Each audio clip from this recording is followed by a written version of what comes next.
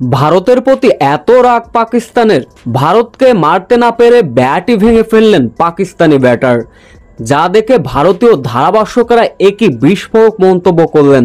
ঠিক কি এমন ঘটেছিল মাঠে তখন, বিস্তারিত জানতে ভিডিওটি না টেনে সম্পূর্ণ দেখার অনুরোধ রইল। ভারত পাকিস্তান ম্যাচ হবে, সেখানে ভারত কিংবা পাকিস্তান ক্রিকেটারদের অ্যাগ্রেশন মনোভাব থাকবে না, সেটা কেমন করে হয়?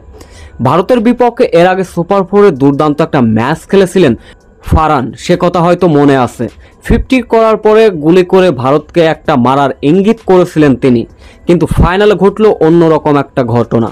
এদিন অবশ্য শুরুতে ব্যাটিং করতে নেমেছিল পাকিস্তান শিরোপা জয়ের লক্ষ্যে। শুরুতে অ্যাগ্রেসিভ মনোভাব নিয়ে খেলছিলেন ফারহান এবং ফখর জামান। তবে এদিন ভারতীয় বোলারদের পিটিয়ে মাত্র 35 বলে দ্রুত 50-র দেখা পান ফারহান। 9.4 বলের ঘটনা, বল করলেন ভারতীয় স্পিনার বরুণ চক্রবর্তী।